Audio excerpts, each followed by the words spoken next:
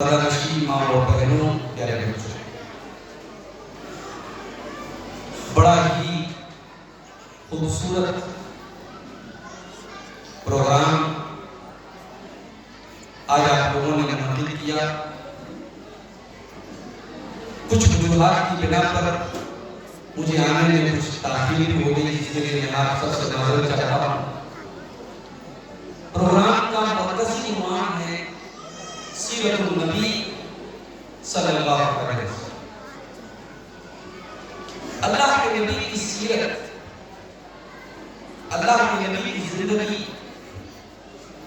یہ وہ موضوع ہے، یہ وہ گلدستہ ہے جس کا ہر پھول خوشبو ہے۔ نبی اکرم صلی اللہ علیہ وسلم کی سیرت کا کوئی بھی پہلو آپ کو ہر پہلو اس لائق ہے، زندگی کا ہر شعبہ اس لائق ہے کہ اسے اپنایا جائے، اس کی روشنی میں زندگی کو گزارا جائے۔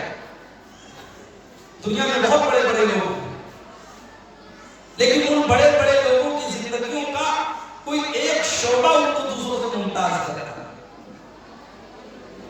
کوئی بولنے میں بہت ماہر ہے، کوئی لکھنے میں بہت ماہر ہے، کسی کے اندر کوئی اور آرٹ ہے، کوئی اور کلا ہے، کوئی بہت خوبصورت ہے، کسی کے مزاج میں بہت نرمی ہے۔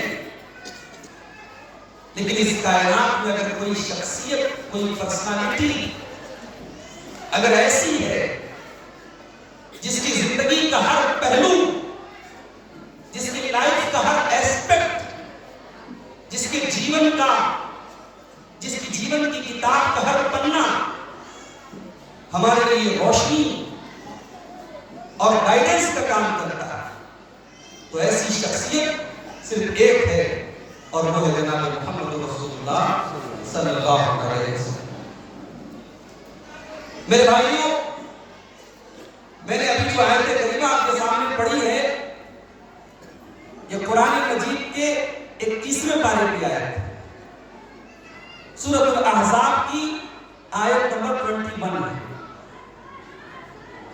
اس آیت میں اللہ تعالیٰ نے اپنے نبی کے تعلق سے بڑی پیاری بات فرمائی ہے۔ اور جانتے ہو یہ آیت کب نازل ہوئی؟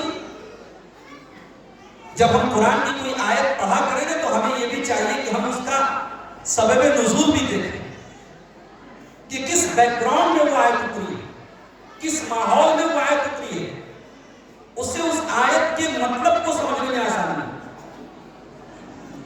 قرآن کی یہ آیت غزوہ احزاب کے موقع پر نازل ہے، اور سیرت النبی کا اسٹوڈنٹ جانتا ہے کہ اللہ کے نبی کی زندگی میں جو غزوات ہوئے ہیں اس میں غزوہ احزاب کتنا نازک غزوہ تھا۔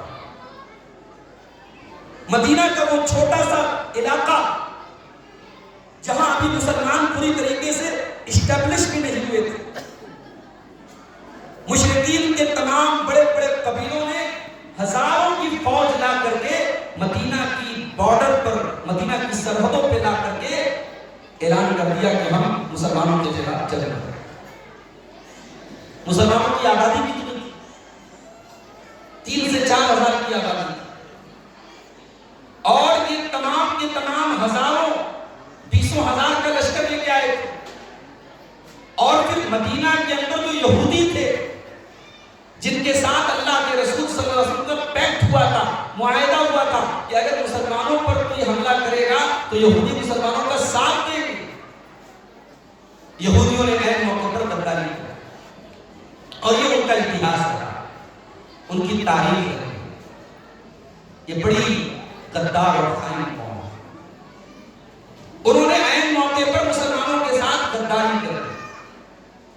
اب مسلمان چکی کے 2 پارٹوں میں پھنس گئے، مدینہ کی بارڈر پر ہزاروں کا لشکر ہے، اور مدینہ کے اندر یہودی ہتھیاروں سے لیس مسلمانوں کو پیچھے سے مارنے کے لیے تیار۔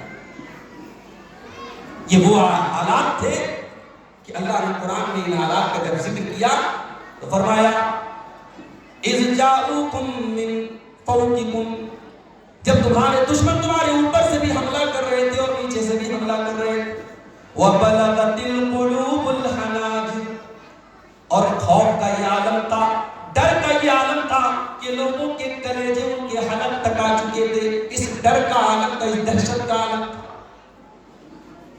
اس ڈر کے ماحول میں اگر کوئی ایسی شخصیت تھی جس کے دل کو سکون اور اطمینان حاصل تھا، جو اس ڈر کے ماحول میں بھی سکون کے ساتھ کھڑی تھی، تو وہ ہستی کی جناب محمد رسول اللہ صلی اللہ علیہ وسلم.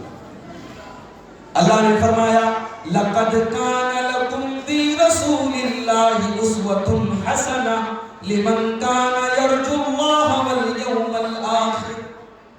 اے مسلمانوں، اے حالات کو دیکھ کر کے ڈر جانے والے خوف زدہ مسلمانوں، اپنے نبی کو دیکھو، تمہارے نبی کتنے سکون سے ہیں، کتنے اطمینان سے ہیں. اے مسلمانوں، اس مشکل حالت میں، اس مشکل سچویشن میں تم اپنے نبی کو نمونہ بنا لو، اپنے نبی کو آئیڈیل بنا لو، اپنے نبی کے طریقے پر چلو. اور نبی سب کے لیے نمونہ نہیں ہے. اللہ کے نبی کی ذات کس کے لیے نمونہ ہے؟ فرمایا لمن کان یرجو اللہ والیوم الآخر، جو اللہ تعالیٰ سے ملنے کی امید رکھتا ہے، جو قیامت کے دن کے اوپر ایمان رکھتا ہے، جس کے دل میں کہ ڈر ہے مجھے اللہ کے پاس جانا ہے، مجھے اللہ کو حساب دینا ہے، وہی انسان اپنے نبی کو نمونہ بنائے. نبی کی محبت کا اقرار کرنا کون سمجھتے ہیں؟ نبی سے محبت کا دعوت ہو. ابو لہب بھی کرتا تھا، کسی زمانے میں ابو جہل بھی محبت کرتا تھا. کسی زمانے میں مکہ کے لوگ اللہ کے نبی کو پلکوں پر بٹھاتے تھے.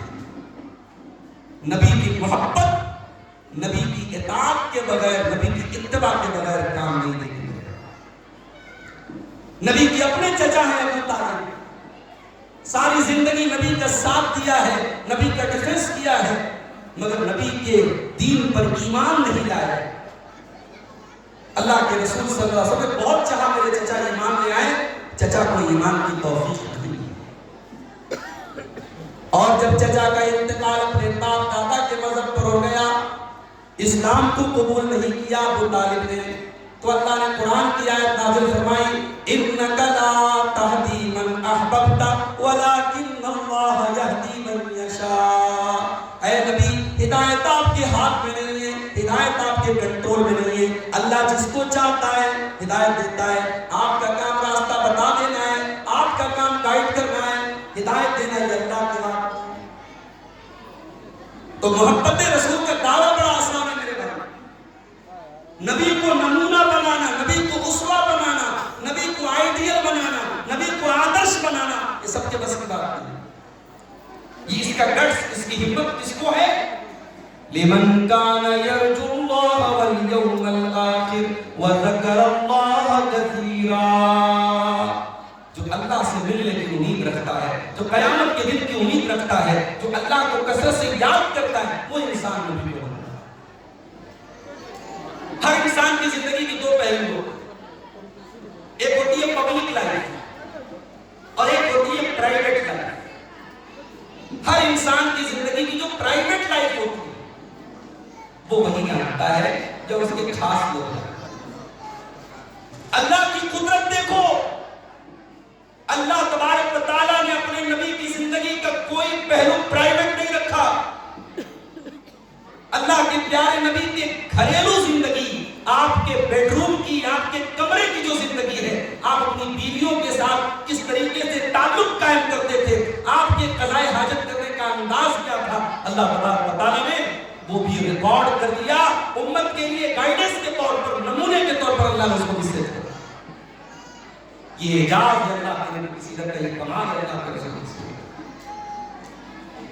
اسی لیے قرآن کی اس آیت کی تفسیر میں علامہ ابن کثیر فرماتے ہیں کہ یہ آیت بنیاد ہے. ہاذہ الآیۃ اصل کبیر، یہ آیت بنیاد ہے. جو انسان اپنے نبی کو نمونہ بنانا چاہتا ہے، یہ آیت یہ بتا رہی ہے کہ اللہ کے نبی کی تمام زندگی ہمارے لیے نمونہ ہے. آپ کے اقوال بھی نمونہ ہے، آپ کے افعال بھی نمونہ ہے، آپ کے احوال بھی نمونہ ہے.